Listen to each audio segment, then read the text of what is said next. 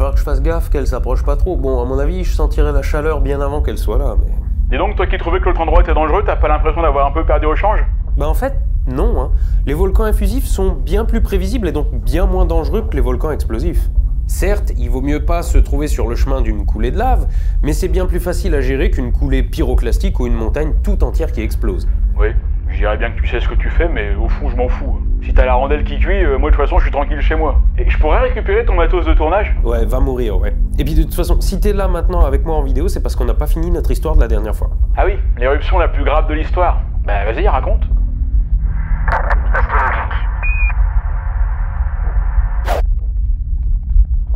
L'histoire avec un grand H, par convention, c'est la période de l'histoire de l'homme avec un petit h, qui est couverte par l'écriture. En gros, là où une civilisation sait écrire, c'est l'histoire, et là où elle laisse pas de traces écrites, c'est la préhistoire. Oui, mais attends, toutes les civilisations n'ont pas inventé l'écriture en même temps. Est-ce que ça voudrait dire que pour certaines c'était l'histoire, et pour d'autres c'était encore la préhistoire? En gros, ouais. C'est chelou ton truc. Quoi qu'il en soit, dans l'histoire avec un grand H, la plus puissante éruption volcanique a atteint un joli 7 sur l'échelle VEI. Mais si on remonte plus loin dans le passé, on peut trouver des éruptions de niveau 8. C'est quoi l'échelle VEI? Attends, tu te fous de ma gueule, tu l'as expliqué toi-même la dernière fois. Non mais c'est pas pour moi que je pose la question, c'est pour ceux qui n'ont pas vu la dernière vidéo, ou alors ceux qui sont trop cons pour s'en rappeler. Bah vas-y, explique alors. Ah bah non, moi j'ai déjà posé la question, mais c'est à toi de bosser.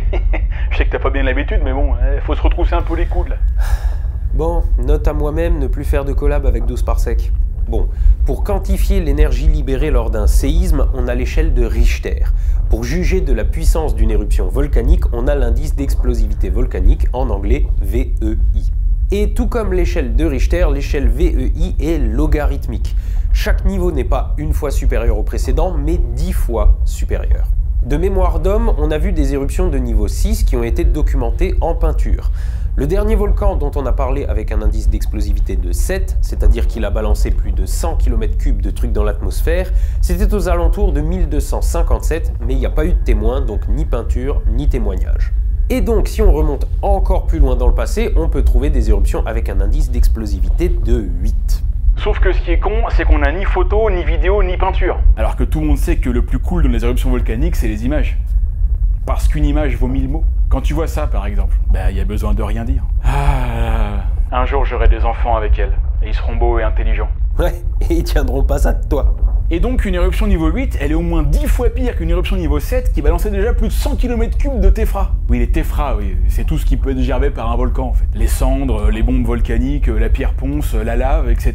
Plutôt qu'à chaque fois faire la liste de tous les trucs, bah on dit les téphras, voilà, ça économise de l'encre. Et donc une éruption niveau 8, elle balance au moins 1000 km3 de téphra. Imaginez un cube de 10 km par 10 km par 10 km. Bah 1000 km3, ça fait ça. Et la plus récente, c'est celle du Topo en Nouvelle-Zélande, il y a 26 500 ans. Il a craché 430 km3 de cendres, 320 de plus en nuée ardente, et 420 de plus avec les roches du volcan qui s'est effondré en caldeira. C'est où la caldeira? Mais personne n'est mort pendant l'éruption parce que la Nouvelle-Zélande n'était pas encore colonisée par les All Blacks. Les Maoris. Oui, c'est pareil. Je fais dans à peu près, je te rappelle. N'empêche qu'une éruption pareille, ça a dû bien mettre le dawa dans le climat aussi. Regardez, ça c'est une simulation de ce à quoi ça a dû ressembler depuis l'espace. Mais c'est rien à côté de l'éruption du Toba il y a environ 74 000 ans en Indonésie. Ben voilà, encore les Indonésiens, ils comprennent vraiment rien eux. Il semblerait que pendant une éruption d'au moins une quinzaine d'heures, pendant laquelle il aurait craché pas moins de 175 millions de tonnes de cendres par seconde, le volcan aurait dispersé au moins 5 mm de cendres sur une surface grande comme 3 fois la Russie. Au moins, hein, parce qu'à proximité du volcan, les couches de cendres font 600 mètres d'épaisseur. La quantité de téphra totale rejetée est d'environ 8600 km3, soit l'équivalent de 3800 km3 de roche. Et aujourd'hui encore, on en découvre un peu partout dans le monde, ce qui veut dire que cette estimation pourrait encore être revue à la hausse à l'avenir. Autour du volcan, il faudra entre 100 et 1000 ans pour que l'écosystème ne se remette du cataclysme. Et évidemment, il faut qu'on parle de l'impact de cette éruption sur le climat.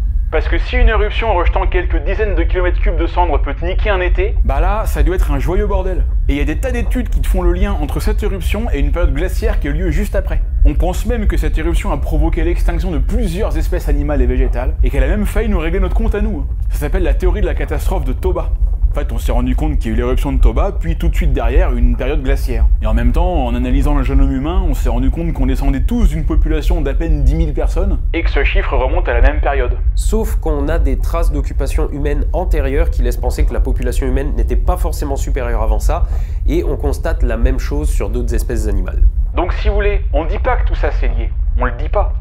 Mais on se pose des questions. C'est comme quand on voit toutes les femmes qui balancent des hashtags MeToo en disant qu'il y a des youtubeurs qui ont abusé d'elles, et que comme par hasard, PH ne sort plus une seule vidéo et essaie de se faire un peu oublier.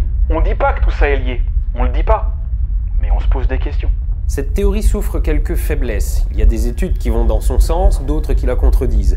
Il y en a aussi qui jugent du fait que l'ère glaciaire de près de 1000 ans qui a suivi l'éruption du Toba n'y est peut-être pas complètement liée. C'est ça qui est chiant avec les trucs qui sont passés il y a longtemps. On n'a pas de photos, donc on peut pas savoir à coup sûr ce qui s'est passé. Remarquez des fois, heureusement qu'il n'y a pas de photos. Hein.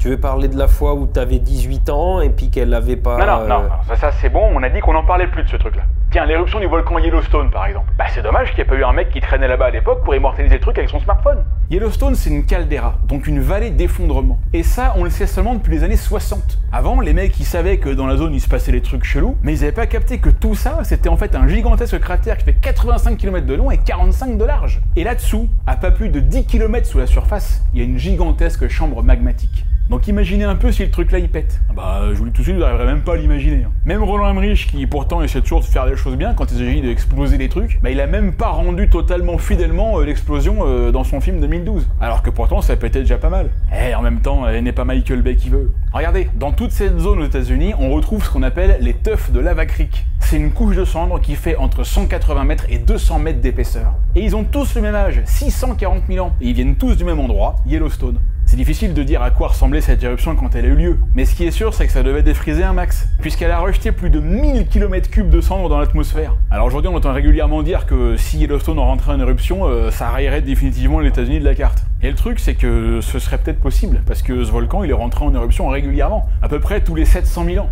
Et donc t'as des mecs qui flippent que ça pourrait arriver bientôt. D'autant que la zone est vachement active. Sur une échelle de plusieurs années, le sol monte et descend de parfois plus d'1 mètre à plusieurs endroits de la caldeira. Comme si le sol était sur un matelas à eau. Sauf que c'est pas de l'eau, c'est du magma. On estime que la chambre magmatique contient la bagatelle de 15 000 km3 de magma. Sauf qu'en ce moment, elle est plutôt froide. En effet, 90% de ce magma est cristallisé et donc ne bouge pas. Bon, ce qui reste suffirait à provoquer une éruption de niveau 8 sur l'échelle VEI. Mais le magma liquide n'est pas regroupé à un endroit de la chambre magmatique, il est dispersé en plein d'endroits. Donc pour le moment, le risque est plutôt limité. Et par moment, je parle des millénaires à venir quand même. Ah oui, bon, on est tranquille quoi. Mais en même temps, 640 000 ans, c'était pas il y a hyper longtemps non plus. Hein. Bah, un peu quand même. Non mais oui, à notre échelle. Mais à l'échelle de la Terre, c'était hier. C'était genre il y a 100 fois moins longtemps que la disparition des dinosaures. Et tout à l'heure, on a dit que plus une éruption est importante, plus elle est rare. Mais du coup, est-ce qu'on connaît des trucs encore plus anciens et encore plus hardcore? Ouais. À part Max Hardcore. C'est qui lui? Une de mes idoles. Ah, oui, ok. J'ai compris. Bon, mais là, on ne joue plus dans la même cour. L'éruption la plus importante que l'on connaisse, ou plutôt l'événement éruptif si on le compte comme un ensemble, correspondrait à un niveau 12 sur l'échelle VEI, soit 5 millions de kilomètres cubes de matériaux rejetés. Et là, on parle plus juste d'une modification du climat. On parle de la plus grave extinction de masse de toute l'histoire de la Terre. Encore bien plus grave que celle des dinosaures il y a 66 millions d'années. Ça commence à sentir franchement mauvais là, non? Ah bah clairement, il aurait pas fallu être à côté. Non, je veux dire, il y a comme une odeur là. Tu sais que je suis pas là, hein, ça sert à rien d'essayer de couvrir un P en accusant le volcan. Non mais je déconne pas, ça sent un truc là. T'avais pas une quiche dans le four, toi? C'est quoi encore cette métaphore chelou là? Mais c'est pas une métaphore. Oh merde, putain, ma quiche, merde, c'est pas possible. Bon, eh ben on va laisser Yann gérer l'éruption dans sa cuisine, et la prochaine fois, on parlera du plus gigantesque cataclysme volcanique connu de l'histoire de la Terre. En attendant, levez les yeux au ciel, soyez astronogeeks, et à la revoyure.